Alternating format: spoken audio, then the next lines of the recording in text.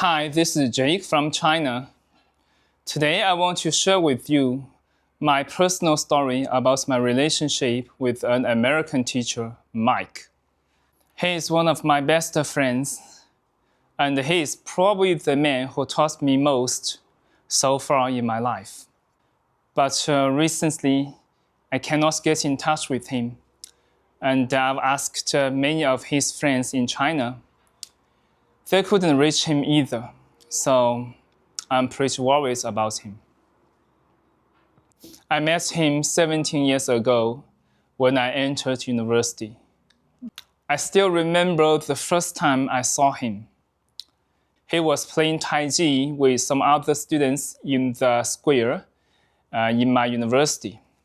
At that time, I was very eager to learn English because it was like 2009.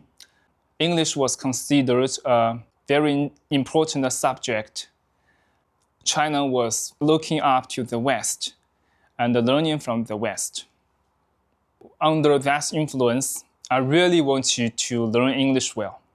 I stopped and watched him for about 10 minutes. And then I mustered my courage to talk to him. I was really nervous because it was my first time to talk to a foreigner. To my surprise, he was very friendly. We talked about like 5 minutes. And then he said that he wanted to go back to his apartment. I didn't want the conversation to stop so soon. So I just followed him around 200 meters to his apartment building. Looking back, I feel kind of embarrassed because it seems like I was stalking him. I stopped outside of the door. I fought with myself. Finally, I just knocked the door and he opened the door. I told him that I wanted to make friends with him and practice English with him.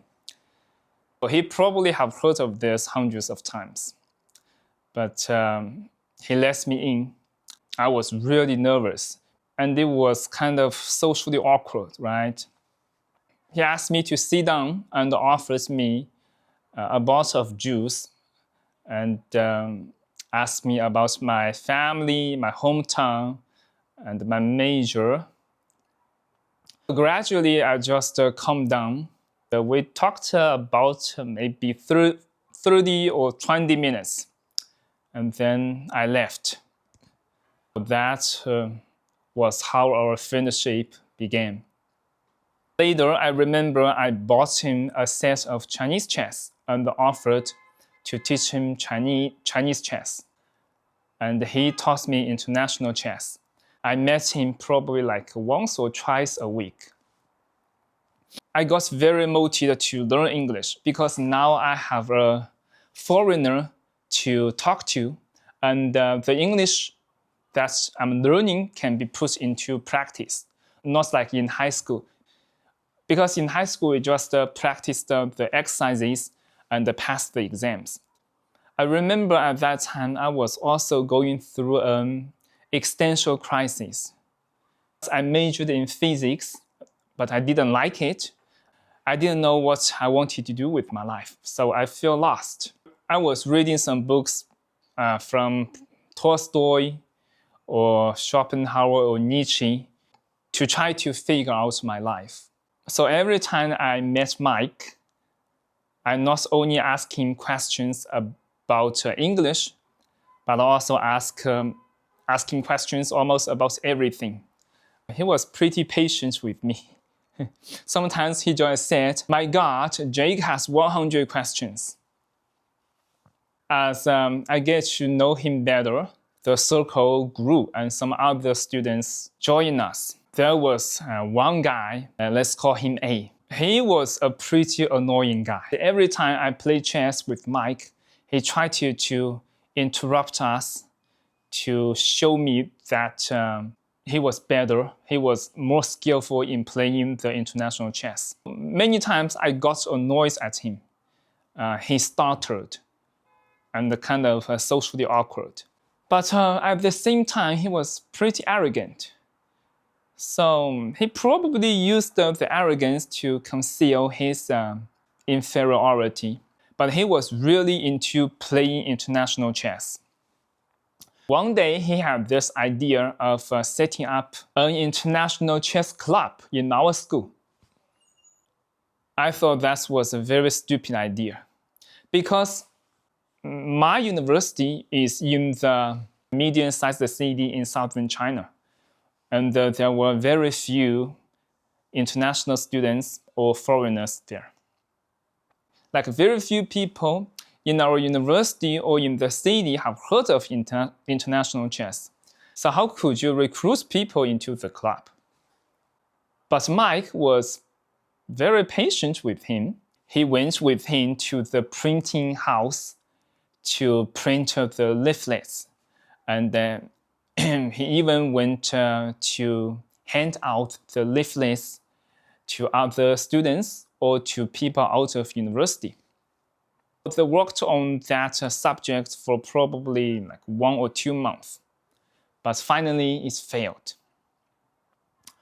I was secretly happy it failed. One day when I was playing chess with Mike, I brought this up.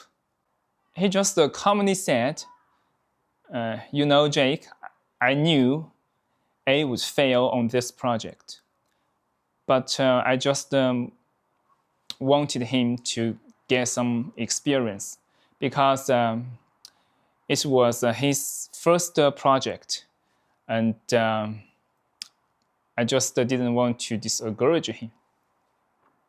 Suddenly, I feel very ashamed. And later, there were more and more students joining us. We would cook in Mike's apartment and watch TV and just talk. I mean, all the students just come to learn English. Mike was a pretty gregarious guy. He loved to welcome his friends to his apartment and just talk and have fun. I miss those times. Out of the group, there was another guy. Let's just call him B. B was a disabled student. He couldn't walk well. But one day, it was B's birthday. So I saw Mike spending the whole day preparing for his birthday. We went to the West Market to buy the groceries, like vegetables and the meat, and we would come back to cook the food. And Mike even prepared a present for him. I could see at the party, and B was very moved. These things make me think that Mike was probably the first person I have ever met in my life that treated the weak or the disabled with genuine love and equality. So it seems like he treated everybody the same. You know, in my life, I have never seen a person who treated everybody the same. So I trusted him more and more, and I almost just told him about everything. But Mike was a single man, and he often said that girls are stupid and the girls are lots of trouble. So he is done with women. But one day when we were having the dinner party, I made an ironic joke about the girl I was dating. Suddenly, Mike got very angry. He shouted at me that I was not being respectful to the girl I was dating. And all of a sudden, I just felt very embarrassed because he was shouting at me in front of all the students. I think I got upset with him for about maybe 2 weeks. Anyway, sometimes he would also buy gifts for me and ask me to give it to the girl I was dating, because as a student, I was poor. I didn't have much money, so I couldn't afford to buy expensive gifts. And he even helped to wrap up the gifts. He really knew how to please women. He was just done with women. But time passed fast. Before the graduation, Mike gave me an envelope. There was 1,000 RMB in it. And he told me, now you're going to graduate and you probably need some money. So this is 1,000 RMB to you. It's around 150 US dollars. It was 2013. So at that time, in my city, it was probably half the month of an ordinary worker. So that means a lot to me. And he also said that he would take me to a trip as the gift to my graduation. We went to Yunnan province. I remember I just showed him around in Yunnan as an interpreter, and we had pretty good time. But one vivid instance stuck in my mind. In the morning, we decided to go to a temple because Mike said he liked to get close to Buddha. So we went to a Buddhist temple. On the way to that temple, there were some vendors selling incense. Mike was very happy and he bought a big bundle of incense and carried it against his chest. So we walked with that incense to the temple. But the guard stopped him. He said he could not burn the incense inside the temple. He could only burn the incense in a corner, maybe like 200 meters away. Suddenly, Mike got very angry. He just shouted that it was not fair, that he was tricked. He threw all the incense into the floor and said that he is done with all the nonsense, all the hypocrisy in the world. Something kind of like that. It really shocked me and the people in the present. So sometimes he can just explode. I'm kind of nervous with him because you don't know when he will explode. But apart from that thing, the Yunnan trip was pretty good. After the trip, we went back to the university. Before I left the school, I went to his apartment to collect my clothes and my books. And when he was packing my stuff, he said to me, like kind of sadly, Jake, you will forget me. You will not call me again. And I said, no, I will not forget you. You're my friend. You're my very good friend. But he said, I'm 55 years old. I know all this kind of shit. Maybe you will call me and then maybe after half a year you will just forget me. I think I almost cried. Because I regard him as one of my best friends. We say goodbye, and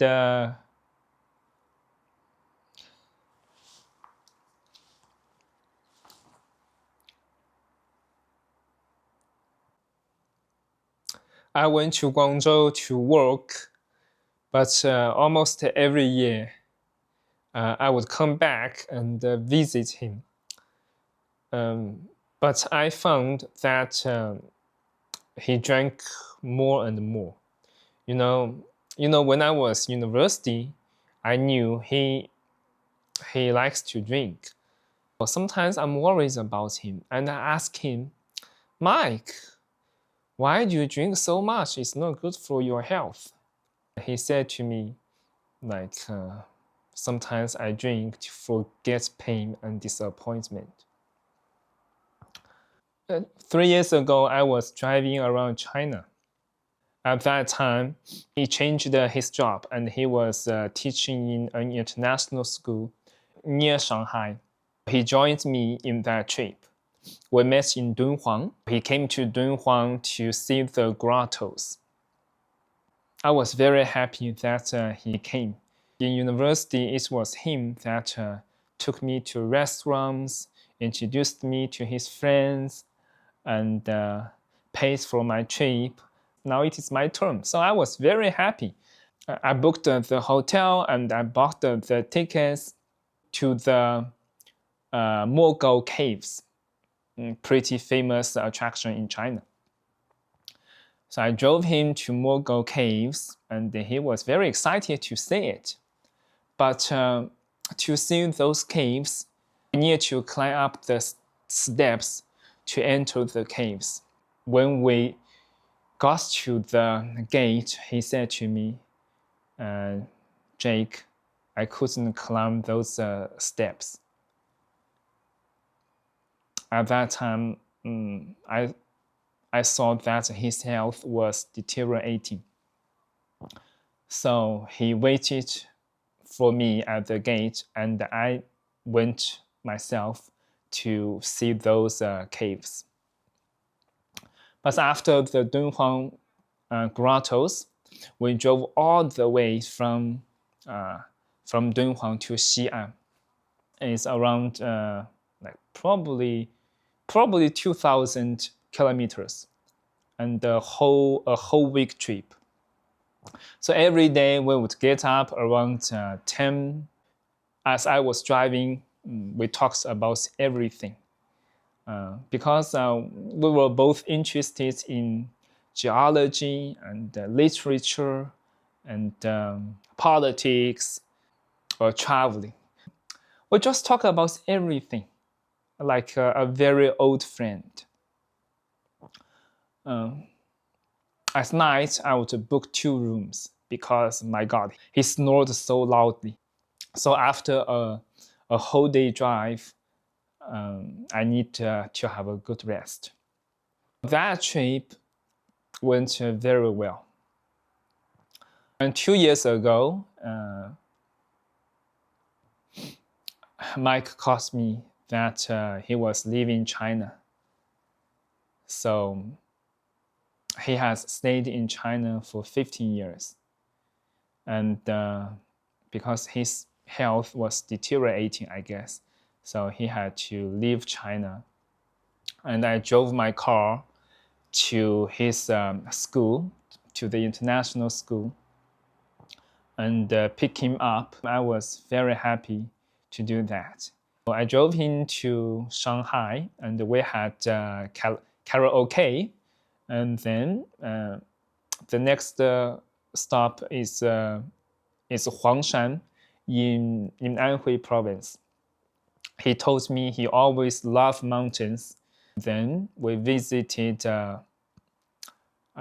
Jingdezhen, the capital of the porcelain. During the trip, I asked Mike, did you remember the conversation we had that before I left my university, you said I would forget you? And he said, really? I had that conversation? And I said, yes. And you know, in that conversation, I made a promise to myself. I would never forget Mike. Mike is a good friend. I would not let Mike down because I don't want him to drink too much. You know, he is probably let down by some other people. So I asked him, have I let you down? And he said, no, you have not let me down. You're a good friend. So that was our last meeting in China. And after that, he went back to the USA. When I think about Mike, he is a man that really gave me advice unless I ask for it. But most of the time when I ask him for help, he would help me. I've seen so many people in my life that always try to give me advice, tell me what kind of life I should live, what kind of job I should choose. But when I ask them for help, they just disappear. So Michael really showed me that care and love is demonstrated not with words, but with actions. He is one of the most hot-tempered men I've ever met in my life. But he is probably also the most humanitarian man I've ever met in my life. We've known each other for 17 years. And I feel very blessed that in my formative years, I met him because he kind of shaped my values.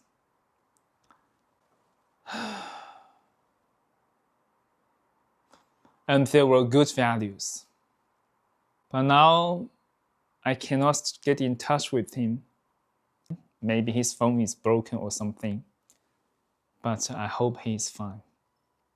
And it freaks you out because you feel like you might fall. Oh, this looks like Zhangjiajie. Well, no, it wasn't Zhangjiajie. It looks like. Maybe it was Zhangjiajie near the city. But the cable is longer in Zhangjiajie than here. Oh.